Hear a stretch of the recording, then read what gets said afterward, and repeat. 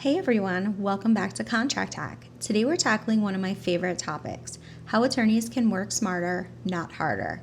Now, I know that phrase gets thrown around a lot, but here's the reality. Most lawyers I meet are drowning in repetitive work, wasting time reinventing the wheel and burning themselves out. The good news?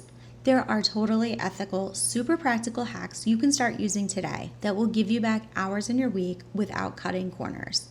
So grab your coffee, take a deep breath, and let's dive into my 5 best hacks to streamline your legal work.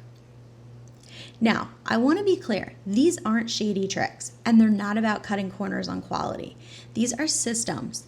Think of them as little shortcuts that free you up to focus on higher value work, the kind that actually makes you a better attorney, not just a busier one. So let's start with hack number 1. Don't reinvent the wheel. Steal from yourself. You know that feeling when you're staring at a blank screen, trying to redraft a contract clause you've already written 100 times. Stop doing that to yourself. Here's the hack. Build a bank of your best work and then reuse it. Clauses, contracts, pleadings, even email wording. You don't need to draft fresh every single time. I keep a little folder on my desktop called Gold Clauses. Every time I write something solid, something I'm proud of, I drop it in there. Soon, I had this personal library I could pull from. That way, instead of spending 20 minutes drafting a limitation of liability clause from scratch, I could copy, paste, tweak, and be done in 3. You're not plagiarizing, you're leveraging your own brilliance. That's the definition of working smarter. And another hot tip, you can also use the work of your colleagues and your firm generally to duplicate and revise for contracts or pleadings. So hack number 2, organize your resources. Of course, stealing only saves you real time if you can actually find what you need when you need it. This is where organization comes in. It doesn't matter if you use fancy contract management software or just a set of well-labeled folders in OneDrive or Google Drive. The key is having a system. For example, you might have folders for indemnification, warranties, termination, template folders like for NDAs, SOWs, DPAs, and email phrasing. That includes quick responses for negotiations, client updates, even polite pushbacks. The idea is to reduce the cognitive load. Instead of digging through your inbox for that one perfect indemnification clause you used 6 months ago, you know exactly where it lives. And trust me, when the pressure's on in a negotiation, having that organization is what makes you look prepared and professional. Hack number 3, automate tasks. Now let's talk automation, because this is where the magic happens. Start with your inbox. Set up rules so certain client emails land in dedicated folders. For example, maybe all emails from a key customer automatically flag as urgent, or all invoices go straight into your finance folder. Next, use your calendar. Build recurring reminders for deadlines, billing cutoffs, or even prep time for recurring meetings. I like to block out 15 minutes before big calls just to do a quick scan of my notes. And then don't be afraid to use AI. Tools like ChatGPT can draft first passes of emails, summarize long documents, or brainstorm negotiation language.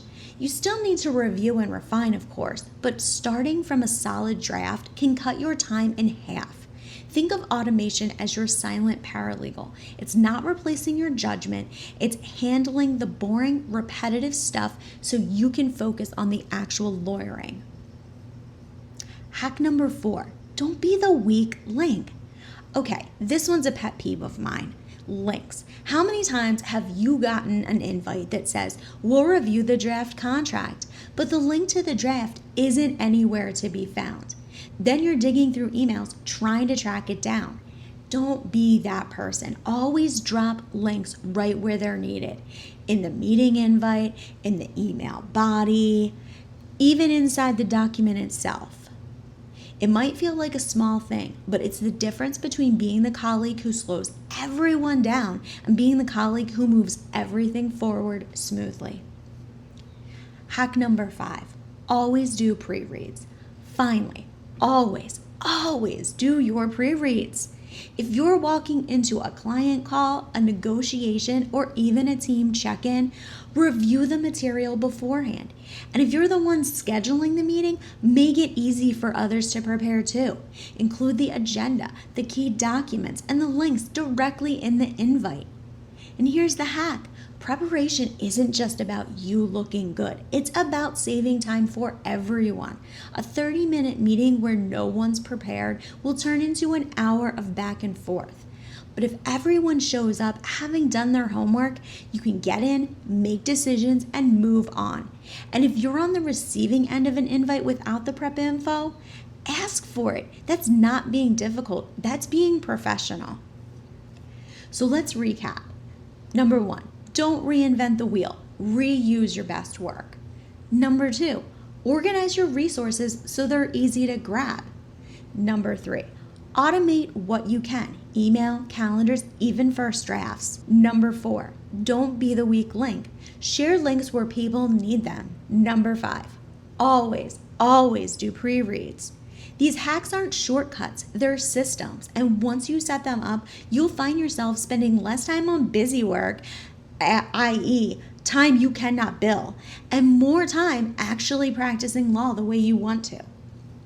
If you found these tips helpful, do me a favor. Hit that like button so more attorneys can find this video. Subscribe to Contract Hack for more strategies like this, and drop a comment below with your favorite time-saving hack. I'd love to hear it. And one last thing, we've got a special sale happening right now at Contract Hack. 50% off when you use the promo code FALL50 at checkout. It's the perfect way to start hacking your legal career. Thanks for watching, and I'll see you in the next video, hackers.